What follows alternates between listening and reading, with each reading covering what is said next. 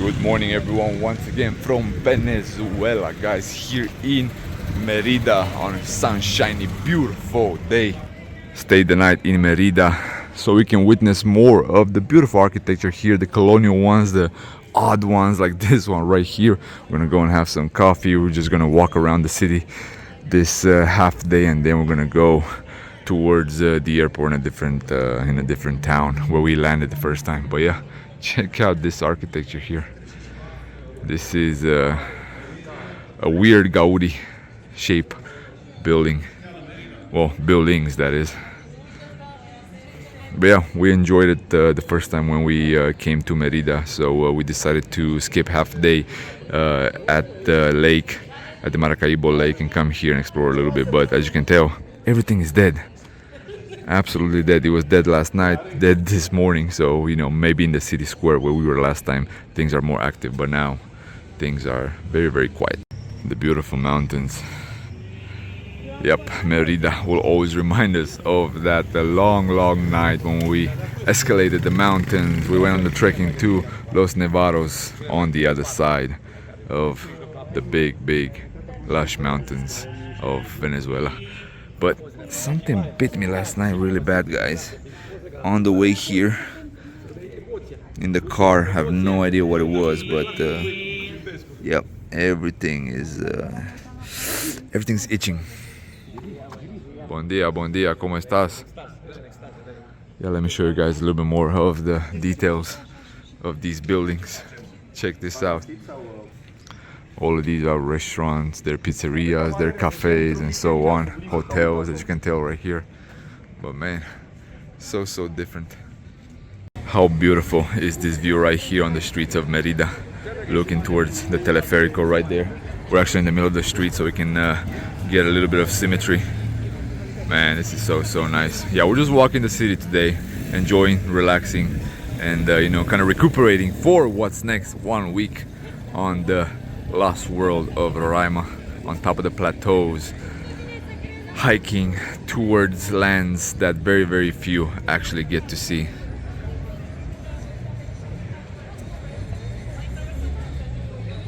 Guys, all I can say about Merida, even though it's not very popular, it has a really nice vibe. I mean, the streets, you know, started to get a little bit packed, but yeah, it's still not super congested. It's just that Latino vibe that you know, you would expect in a small city in South America. We have seen this house just walking the streets of Merida. Check out the view right here. Absolutely superb, man.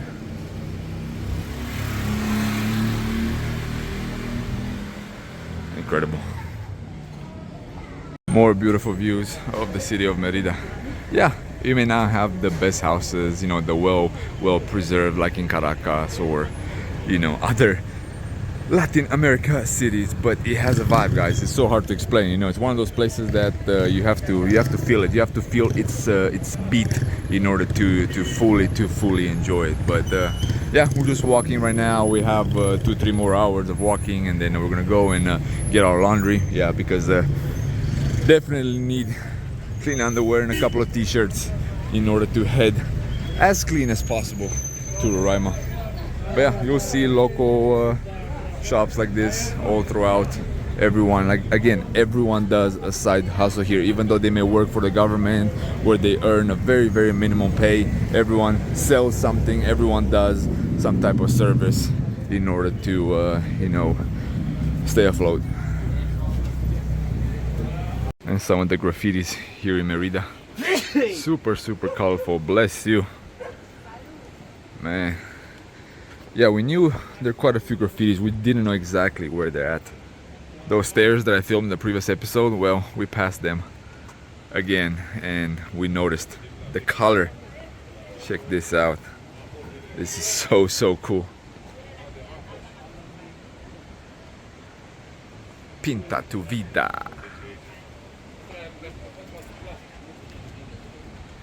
So awesome. Football, culture, ethnicities, and so on, and the flora and fauna of Venezuela. Sonos, Merida. Yep, pretty much done here. Gonna go to the hotel, do our luggage, and then head over to the next stop and then heading over to Caracas, guys. So yeah, let's see what else the day will bring.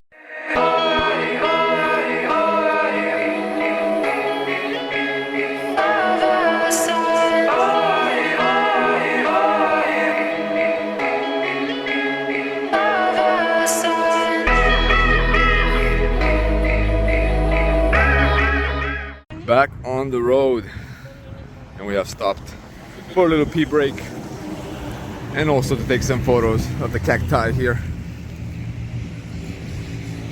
Quite tall, 2.5, some of them 3 meters.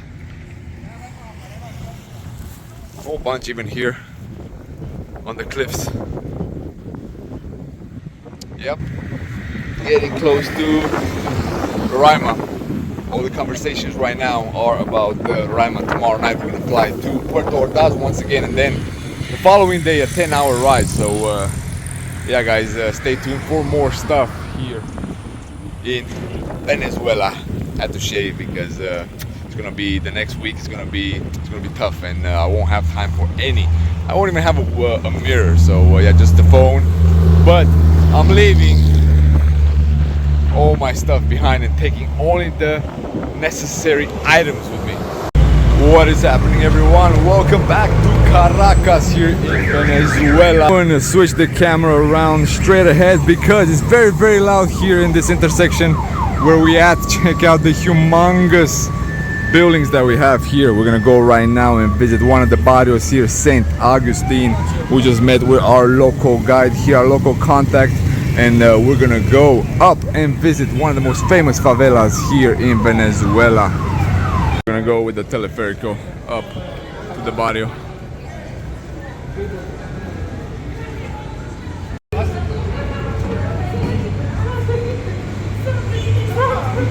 The cable cars here remind me a little bit of La Paz in Bolivia. That's where they have one of the most expansive systems in the world. But yeah, these one here look quite nice as well. And let's go up on the hills of Caracas.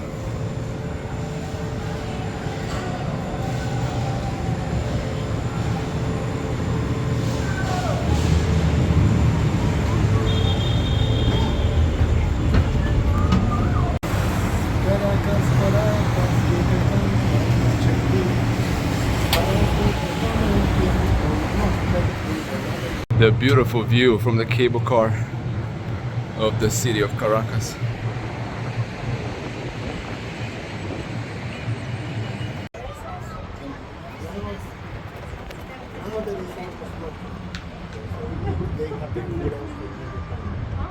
Some places are used, but not full. It was less key how it is working. 5 years ago, there was not. Everything is so colorful. Yeah, we were just talking in the cable car that reminds us of La Paz and Medellin as well. Yeah, totally forgot about that. But very, very similar vibe. Only 2 planes heated. The baseball field, man, so huge.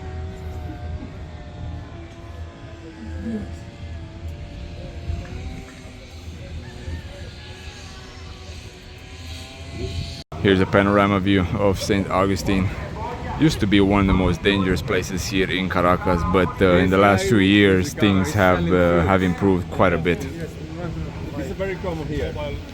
So today, all day we've been on a rush. We ate in a rush. We came here to St. Augustine in a rush, and yeah, we're walking as much as we can here, so we can see some of the graffiti, some of the things that people do on a day-to-day, and then we have to head over to the airport because we're flying to Puerto Ordaz, like I mentioned earlier this evening.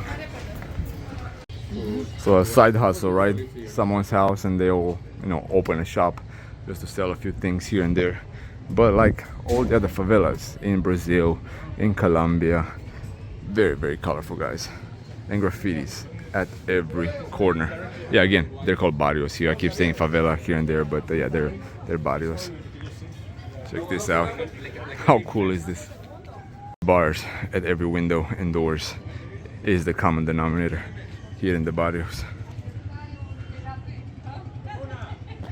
And like I mentioned previously, in the episodes here in Venezuela, everyone has a side hustle, guys. I mean, even though the government salaries are, you know, $50, $40, everyone does something else, and they earn around $150, $200 more. So yeah, even though you hear quite a few stories and things, yeah, the minimum salary theoretically it's very, very low, $20, $30, $40, but everyone does stuff to, you know, contribute to a better life, and they get paid in dollars. That's how things are currently in Venezuela. So yeah, I'll probably say the minimum salary is around somewhere around $200 here.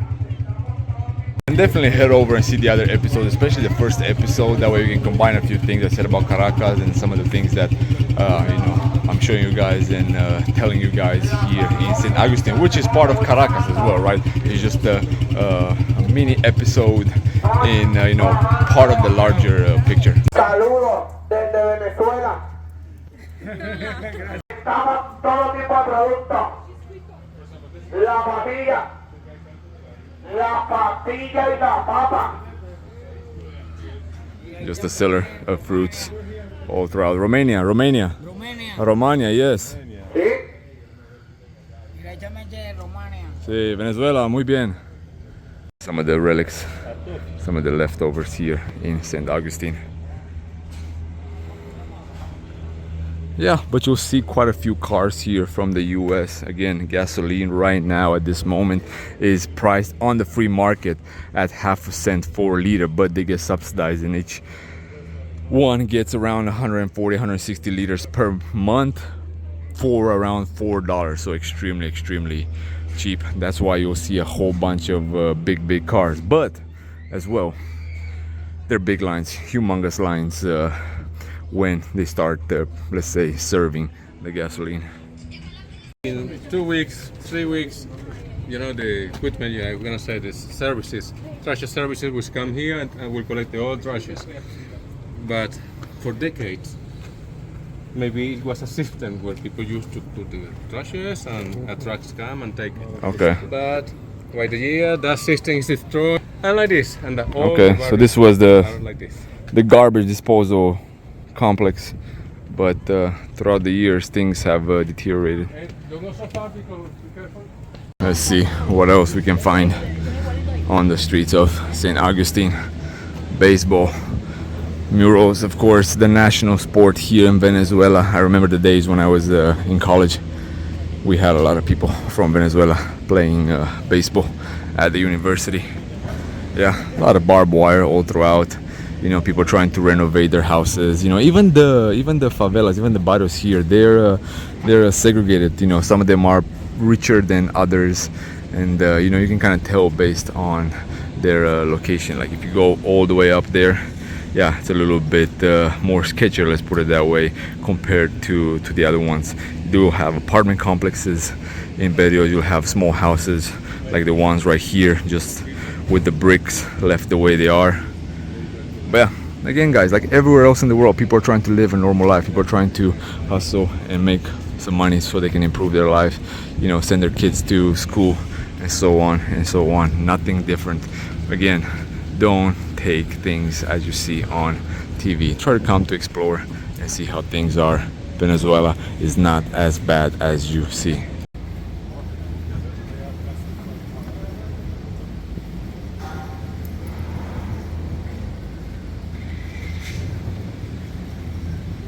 So this is where we started our little trip here in St. Augustine. We came at those humongous, I'll call it rock apartment complexes. They're so humongous, guys, as you have seen in the introduction. And then we came with this cable car, and then we took another cable car the other way. But yeah, a few more views here. Oh yeah, and I forgot to mention that these two buildings right here, they are the tallest buildings in Venezuela.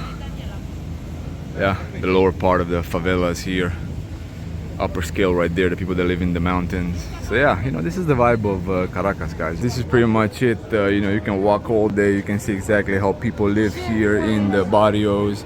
You know, they're all kind of the same. You know, some of them are, let's say, more dangerous than others, but they all look the same. And it's very, very cool because you can take the cable car and go all throughout like I mentioned, you know, it's not that bad as people make it look on TV, what you see on the news and so on. As you have seen the previous episode, and if you have not, head over. You'll see the beauty. You'll see one of the most beautiful landscapes in the world. Angel Falls, Canaima, Orinoco, and so on and so on. So, yeah, what else can I say? Gratitude should be the only attitude, guys. People are dancing here and there. I'll see you next time from Venezuela. Gratitude should be the only attitude. Stay humble. Peace out.